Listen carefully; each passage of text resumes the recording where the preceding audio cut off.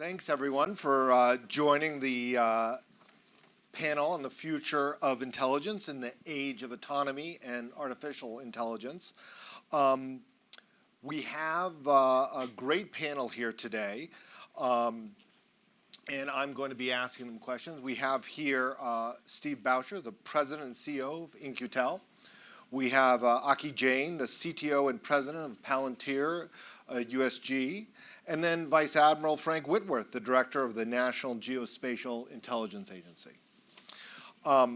So the publisher of the New York Times loves to tell this little story about artificial intelligence, about a story that I was involved with and had a small role in, about how the New York Times, which has a kind of uneasy view of AI, how we used AI to track the spy balloon across the Pacific Ocean back to its base on Hainan Island. And we were kind of proud of this, and thought that this was kind of an innovative use of AI for a newspaper. And so I want to start with Admiral Whitworth, and I want to say, are you deeply impressed with what we did? Do you want to send your analysts over to see what we're doing at the New York Times, or, as I suspect, have you sort of gone well beyond this? Tell us how you are using AI in intelligence analysis right now. Thanks, Julian, and thanks for this forum. Right off the bat, there's a certain empathy that I think both intelligence analysts and journalists share. And so based on your question, the answer is we welcome you into We weren't necessarily surprised during that whole episode. Our people are very good. I won't go into more detail than that, but I'm impressed that you had people that were looking for that high-altitude balloon as well. As to NGA, what I'll do, I'll just take 1 minute to introduce NGA, because sometimes people don't know enough about NGA. And then I'll talk about the challenge of a deluge of data, and I'll talk about a solution that we're finding in AI. First on NGA, just as an agency. Yes, we are an intelligence agency, but we are also a combat support agency. So what does that mean? We've got about 9,000 people who are located here in the DC area. We've got about 3,500 people in St. Louis. And we've got 500 people in Denver who do a very specialized skill set. And then we've got the swing arm of upwards of 1,500 to 2,000 people who are actually integrated in the combatant commands, breathing the same air as those commanders, listening to what they need, and then translating that into value from a geospatial perspective. So the DNI and the Undersecretary of Defense for Intelligence and Security have delegated to me functional management for GeoInt, meaning especially how to make sense of a lot of imagery from many different modes. So think especially satellite imagery, but it could also be handheld. It could be even imagery that's generated over social media. That's a lot of data. And the good news is we have a relatively flat budget over the last 15 years, despite the fact that we've had a tremendous increase in the number of terabytes coming from space, especially in the visual domain. This is a very good story of where are those efficiencies? How did we do that? Some of the genesis of AI previously in computer vision, meaning how to find something and detect it. If I'm looking for this, I have found this glass of water and I have characterized it as such. That was already on, I'm not going to say cruise control, but it was being done. That's how we were so efficient. Now for the bad news. The amount of data that will be coming in over the next 9 years with a growing constellation. Exponential's too strong, but it's going up substantially. We're probably not going to have more eyes and processing units and brains to evaluate that. So we need a new advantage. And this is why we have made this such a priority to move into artificial intelligence. The solution currently in at least targeting, and we have responsibility for targeting, we have responsibility for warning, and we have responsibility for safety in the safety of navigation. For targeting, we have moved to Maven. So we call it NGA Maven because it's only about 80% of the entire Maven program. You can speak certainly to the Chief Data and Artificial Intelligence Officer of DoD about some of the other aspects of Maven. But because we move more ones and zeros than any other agency, and that makes sense. If you think about if you take a picture and it's high resolution, and you're trying to send it to someone and it just chokes, multiply that times a gazillion. That's what we're dealing with here. So Maven allows us to do better triage, find objects of interest, and have them identified in a human-machine team. We are constantly training those algorithms under our Maven program. What used to be called a project is now a, no kidding, program of record. It's the first software program of record validated by the Joint Requirements Oversight Council. We take that very seriously. Every dollar counts. Rather than just sort of the exuberance of a project, this is a no kidding program of record. Steve, In-Q-Tel has been investing and working with companies that want to work with the U.S. government for a long time. But I'm interested in the world of AI and autonomy. What are you most interested in now? What are you looking for? What kinds of companies are you looking for? What's exciting you the most in terms of potential partnership between the private sector and the U.S. government? Sure. So you're correct. We have been investing in AI for a long time. In fact, back in 2006, we invested in a tiny little company in Palo Alto with a youthful CTO from Stanford named Aki Jain. And along the way, we've invested in a lot of the building blocks to AI and companies like Anaconda and Primer. I think Primer is represented in the audience here. We invest in some of the data labeling companies like Snorkel and others, and we invested in a bunch of AI chip companies because we thought, we would disrupt NVIDIA's stranglehold on the compute layer, and you can tell by NVIDIA's stock price how successful we were at that. But I still think there's opportunities for AI purpose-built chips to add value there.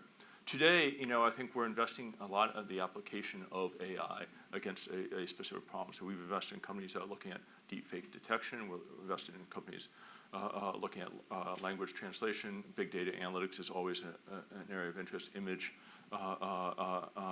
detection and identification is something that we've worked on in partnership with NGA.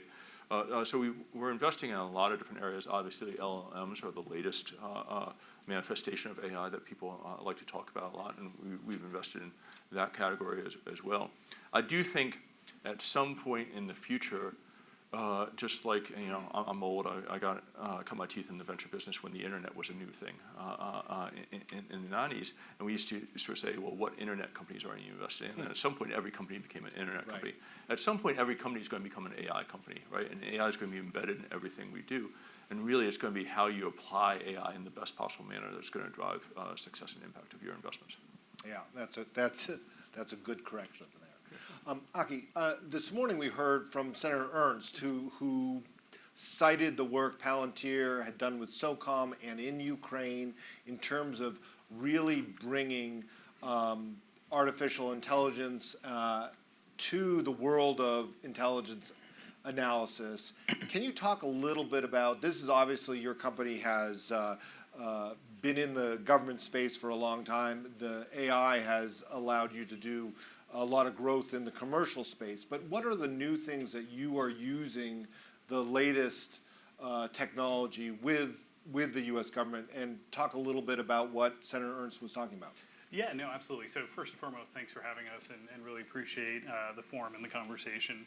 I think that, kind of there's two things that we kind of see coming out of Ukraine, right? And I'll speak specifically to the work we do with Ukraine, not necessarily the work we do with other partners. And there's kind of two real takeaways that we have there. The first is that experience that we all had when you used ChatGPT for the first time, and you're like, oh shoot, this is software that actually works. Right? This is software that kind of understands what I'm saying. If you're old enough to have used Google for the first time a very long time ago, when it was net new, it was that same experience all of a sudden. We could find information on the web and start to navigate it. So we're having kind of a second version of that coming through with generative AI. And so I think that affords folks the opportunity to recognize it works, and it can work at scale, right? So that's kind of the key thing that we're seeing. So if you're in Ukraine, you don't have an incredible set of geoint analysts who have cut their teeth on this. Where I see dots and pixels, they see things. So how do you quickly, upon when Russia invaded, leverage your technical talent to an AI to start to actually make sense of that data at scale. And that's what AI has afforded, both with computer vision, but also starting to leverage generative AI on the battlefield. I think the second thing that we've really seen in Ukraine that I think I'll bring back to the US in a moment is the ability to adapt, right? And the infrastructure, whether it be compute, it be networking, it be talent, as well as the data that's necessary for you to quickly be agile, to identify the problem of today, sprint towards it, and have a solution by the evening that can then be put onto the battlefield. That kind of OODA loop for AI has been really critical.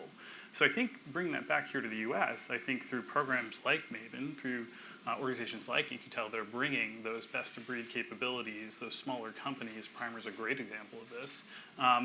What we're thinking about at Palantir right now is how do we take the work we've done over the last 20 years, the infrastructure we've built, and start to leverage it to enable those technologies to quickly get into the hands of warfighters in a zero-trust, safe environment where they can start to actually train on it and build proficiency in leveraging it so they are actually going to be as agile as necessary to keep up with the CCP or any other adversary out there that might want to harm America.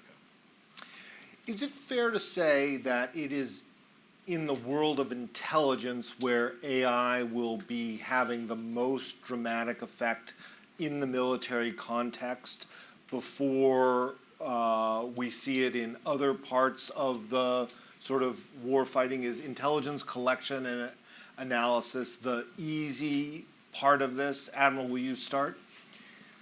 I'm certainly most excited about it, but I'm biased. I think that if you take a look at the here and now, AI is already being applied to some elements of cybersecurity. That's very important. And with our networks being so large, we have to employ new advantages, and AI brings that. And I think also in code development, and Aki can speak to that better than I can, we're already using that advantage.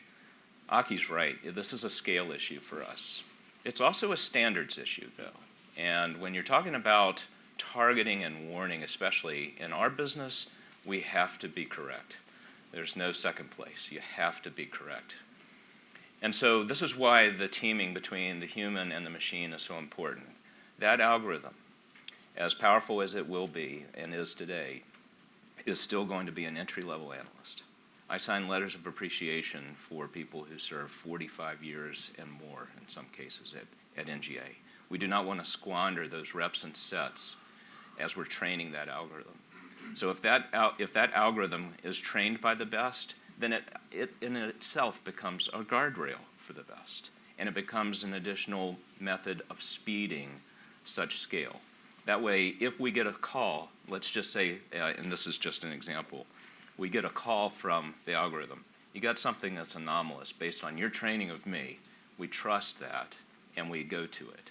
I can tell you already, just in 1 year, that our analysts' ability to comb through imagery, while I won't tell you how many images they go through per day, I will tell you it's gone up now 40% just with the assistance of Maven algorithms, and that's very powerful. Just by saying, this is what you should look at, focus here first, and Correct. that is the human can do more with the assist from the AI. Correct. Divorcing the human, though, it brings great peril because you're always in the process of evaluating the training data that goes into the machine learning and ultimately the algorithm. So as more and more attempts are made to maybe deceive and create hallucinations in the future, you're going to need that wetware to constantly assess if you've got good training data and continue the training and improve upon it. What is the risk there of the adversary deceiving the AI and like creating the hallucination? Is this something that an adversary can do fairly easily? Is this something that's going to take the most sophisticated nation states? How do you guard the AI? Aki, have you thought about this? Yeah, no, a fair amount. I think that, well, there's two things just to maybe break down real quick. So for kind of traditional machine learning approaches where we have pretty tried and true approaches to testing and evaluation, there's a good sense for these models do regress over time. And if I go back all the way back to kind of the Palantir founder story coming out of PayPal, when your adversary in that case was, the Russian mob, they're really good. Like, they're really good. As soon as you catch them, they change. You catch them, it's kind of a cat and mouse game when it comes to that. But we do have really good ways of measuring that and understanding it. And as long as there are some neurons kind of, supporting and enabling the electrons, I think, there's a lot you can do there. I think with generative AI, where, for lack of a better, explanation, I think of it as a little bit of a random number generator, but it's a really good random number generator, right? Because the entire thing is it's trying to guess that next token as a function of the prior tokens in the prompt that you've entered, right? And so I think, there's two pieces then to how you actually can test and evaluate that. One is how you actually get better and better at prompt engineering, and how you actually get better and better at leveraging that, that sheer ability to apply electrons to a question or a problem. And then the area that, we still, I think, have a ways to go on is, well, how do I test and evaluate this? How do I think through, okay, a traditional NLP model can also do summarization. Where should I be using traditional models that are well understood, can be measured and quantified, and comparing that to the output from an LLM? And what we found is that perhaps adversaries, there's certainly cyber threats here, there's the software supply chain, the talent supply chain. These are inherently American technologies that were invented here. I couldn't speculate as to where that is in terms of the data and kind of talent supply chain. But what I would say is that ultimately you can kind of use a law of many numbers here. You could ask many LLMs. You could ask LLMs and traditional machine learning questions. And so you want to take kind of a composite approach, just the way we would for any intelligence analysis. You're not going to ask one person, hey, what do you think is going to happen? You have an entire intelligence community with intelligence analysts that would come to that conclusion through a human review process that will get you, hopefully, the right answer on the other side. We talk a lot about keeping the human in the loop when we're talking about autonomy and artificial intelligence. But we've also seen how in the Ukraine war, the speed of warfare always going faster and faster, and the fog of the ubiquity of drones and satellites changing the fog of war, maybe lifting it in some cases. Also speeding this decision making. If our adversaries, if a China does not feel the need to have a human in the loop and allows their artificial intelligence to do to act without a human constraint, will we be at a disadvantage? I'm wondering if each of you could kind of weigh in a little bit about how we should be thinking about this now. Are we overly constraining ourselves in the United States, or is this constraint our advantage? Steve, will you start? Sure. So I think there's a little wishful thinking going on here about the idea that if the technology advances to where you don't need the human in the loop, and China starts doing that we won't react pretty quickly to matching their speed.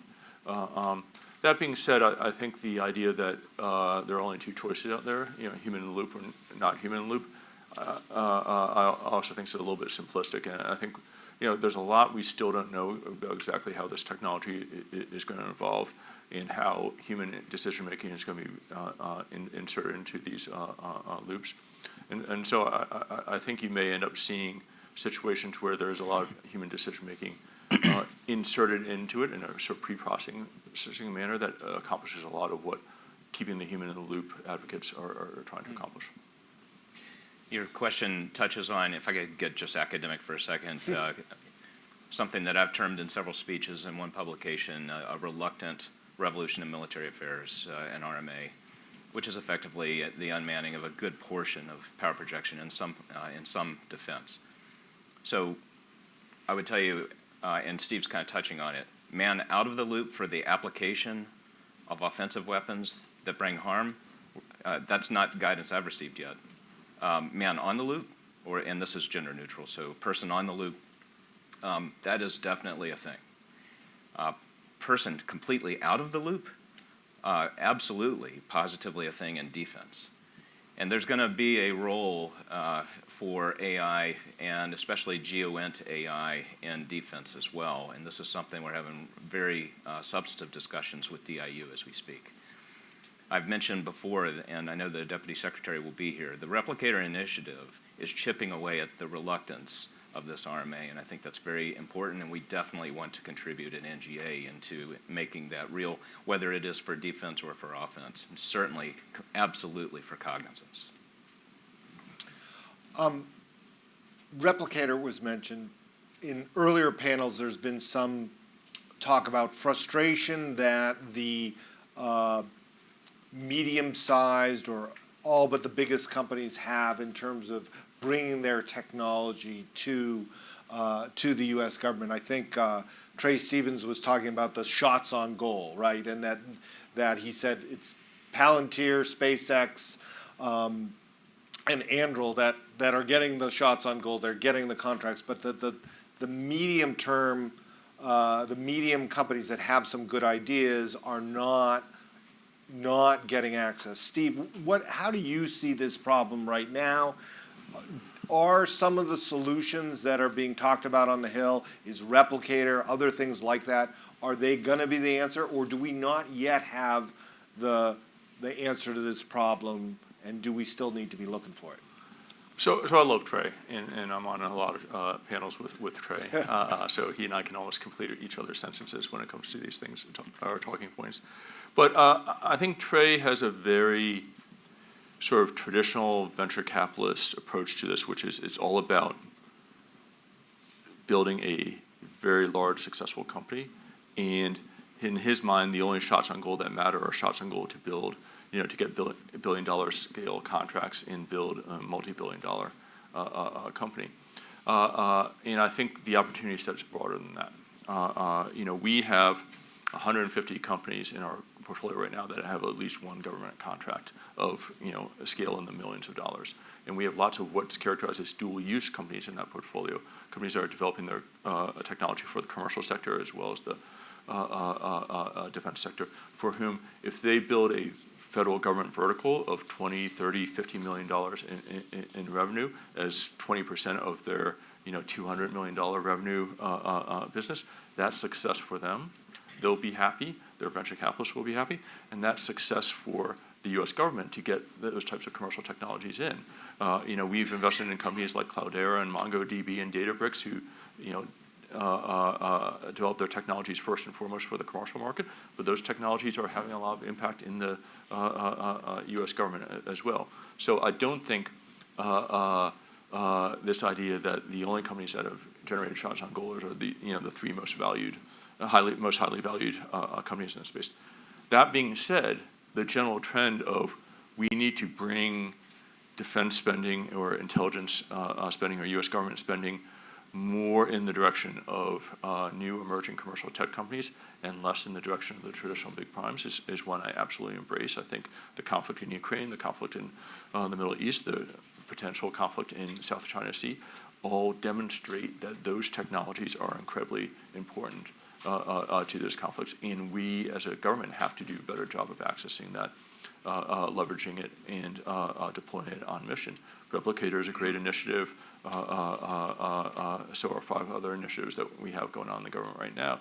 So as someone who's been in this business for 17 years of trying to bring these two worlds together, we've advanced, and I'm happy that we have advanced from sort of trying to get the government to pay attention to startup companies trying to pay attention to the government, to the conversation is now how best to do it. Replicator is an answer to the question how best to do it. And we need to continue to get better at it. But we're headed in the right direction, and I think I'm a little bit more optimistic than Trey is on this subject. Julie, can I add on to that? So I think I agree with Steve. I think there's two kind of key things that we see here. And so for one, if you look at most companies that have a federal practice that are public companies, it's typically not more than, I think, 10 to 20% of their actual overall revenue, right? Yet what they add and the value that they add to the overall ability for the U.S. government to achieve its mission is critical. For smaller companies, right, where it might be a $10, $15 million of total revenue against a larger commercial book for dual-use technology, one of the things that we have to ask ourselves is how do we get that technology adopted and going and kind of in the hands of warfighters or analysts or operators or business analysts quickly. And so the way we've kind of looked at that is we have to pay it forward, right? All the work Steve and In-Q-Tel did to help us actually figure out what it means to have a classified contract, to build up an FCL, et cetera.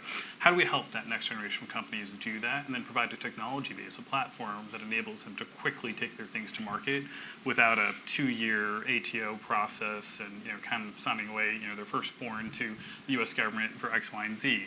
And so that's kind of like the first thing that I think we've seen a lot of progress with DIU, with In-Q-Tel, with NGA, with all sorts of partners across the U.S. government and interest in.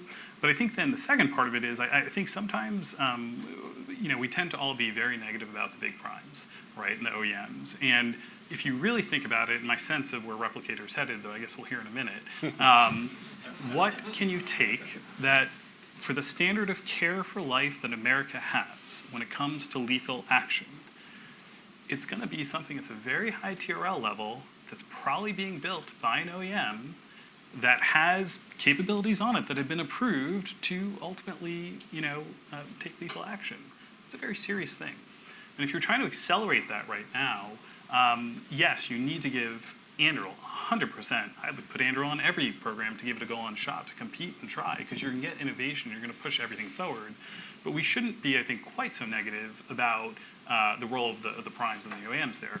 Where I think there's an opportunity, I think Congressman Whitman kind of mentioned it, is, when you think about things, again, everybody's favorite program to poke at, the F-35, but if you really think about the F-35 and the software capabilities, the question I would ask is not, let's not throw the baby out with the bathwater here. How can we start to help enable innovation on the software side of that that's been delaying these blocks, leveraging both new tech, right, and more non-traditional defense tech companies, as well as the traditional defense tech companies. And that, I think that's the actual opportunity if the next 5 years are the critical period.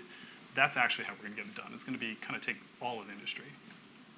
Admiral Whitworth, what are in this sphere of discussion of AI, what are the lessons that you've seen from Ukraine and from Gaza in terms of how intelligence has been collected and analyzed that you need to take as an action point to start doing something different? What are the sort of lessons that you've taken? So I'm really proud of what NGA has done to contribute to understanding the situation in Gaza and to contribute to the defense of both Israel and Ukraine. To your question, what does it teach us? There are situations in the world that may appear to be quite baseline that actually are anomalous, and that's what we're all about when it comes to warning. When I've talked about NGA Maven in the context of targeting, that's typically in the identification of a target and as I said, it's not even characterization, it's just detecting the target. With vision transformers, we'll now talk about phrases and characterizing, say, movement or a trend, something like that. And so that will be instructive. But when we talk about warning, now you're getting into the industrial strength data of NGA. Because it's a really big world out there. And there are things that can sneak up on you, and you may not be prioritizing the collect in those places. And you're going to want to have an algorithm trained to do the review so that you can save your analysts for other priorities. This is where we are going to really spend a lot of time. And we have some progress already. We have doubled our automated reports just in this last year. But it really comes down to two things. Time management for the analysts, since we're not going to have more analysts, and compute power. As it stands right now, when you're talking about something as big as determining the baseline of behavior in places that aren't as high a priority, but could come back to surprise you, how is it that you can ask the analysts, I want you to, we can't drop any balls when it comes to our warning and targeting responsibilities and these priorities, but at the same time, I need you to be training, doing data labeling to train the machine for this bigger industrial problem. We call this Aspen, okay? And so we've got Maven going on for targeting, we've got Aspen going on for this kind of really big industrial strength thing. And then secondly, the more and more we data label, and our labeling has gone up this last year, and the more inferences we draw upon in training the algorithm, the slower the compute gets, because we've got some old compute. This is a national security issue. I think you'll probably hear about this later in the year. And so that's expensive. Compute's expensive. It's a good problem to have that we're throwing more inferences and doing more training, but we're going to have to find a way to ensure, and this is going to be a management challenge and potentially a resource challenge for just having enough people to do baseline, kind of training, as well as prioritize warning, and at the same time get a little better and more powerful compute to throw all those inferences. If we have a question from the audience, we probably have time for one. There's a microphone in the back. Does anyone, I can ask whether, okay, right here in the front. Quickly give your name and then. Sure, thanks so much. Josh Marcuse from Google Public Sector. Given the imperative for more compute and the size and scale of your growing problem with increasing data, at what point do you think it won't make sense anymore for DoD to have 3 separate networks that are all divided from where the entire commercial internet and compute infrastructure on the commercial side is headed? And is there a different theory of how to provide security that doesn't involve separating your own network and your own compute? Yeah, and I'm the wrong person to answer the question. I think probably the J6 of the Joint Staff, the CIO of OSD, would probably be better to answer that question. I understand the question. And as it stands right now, when you're talking about levels of security, right now it translates into the scale of people being able to talk to each other. You've got fewer people at the higher end of that echelon and more people at the lower end. Any other question, or I'll go to my last one right there in the back, the woman right there. Hi, my name's Bo Julie Crowley. I'm with the McKinsey team that helped work on the report, but I'm also stealing the mic to ask a question personally. My question is also around compute, and probably relevant to all of you on the panel, but Steve, you made kind of the tongue-in-cheek comment around NVIDIA, but I've also publicly invested in some companies that do seem like they're really accelerating, beyond the performance that we've seen, and there are a whole host of others that have similar compute elements in the works. But this is a space that's accelerating so quickly, it's very hard to tell what is an early science project and what has, real potential. And so curious if you think that that in government, we've kind of learned the lessons and moved on from episodes like Solyndra and are willing to accept some of these bets really won't play out, but they're still worth making, especially in a space that's moving so quickly. How do you feel the risk appetite has evolved, or do you think one kind of prominent non-success, could derail that? Sure. So, some ways I think there are maybe 2 parts to the question. First part, yes, we had a thesis several years ago that GPU was the AI chip of choice because it was better than the CPU, not because it had been purpose-built to be a great AI chip. And we invested in a number of startup companies that were trying to build that purpose-built AI chip. And as I sort of joked earlier, right, I think our investment thesis probably anticipated those companies being farther along and being more central to the compute infrastructure than they are today. But we haven't given up hope. We think there's a lot of really interesting capabilities coming down the pipe very soon from those companies. And like all investing, sometimes things take a little bit longer to develop. The second part of your question is the risk tolerance for the U.S. government, because when you invest in early stage technology companies, for those of you who aren't familiar with it, 50% of the technology and companies you invest in don't work. They go out of business, right? So it's a very measurable business. It just takes a long time for the measurements to come in, but the data is there, right? And 50% of the deals go out of business. And when you look at the program that Solyndra was a part of, that program actually overall was very successful, but Solyndra wasn't successful, and as a result, I think they canceled the program there. I think the government has learned from that. I think the government's risk tolerance has gotten a little bit better. We spend a lot of time educating the partners we work with on the fact that not everything we invest in will work, and you have to be comfortable with that. I think there are things you can do around small amount of money and drip feeding the investing so that you're not putting all your money at risk up front. There are other things to do, but I think the government does get that. and they see in the success of the venture capital industry in the private sector, right, that it is a hits-driven business, and 10% of the deals drive 80% of the financial returns. And I think in some form or another, 10% of all these commercial technology companies we're investing in are going to drive 80% of the impact to agencies like Admiral Whitworth's. And so people are starting to get that mentality and get that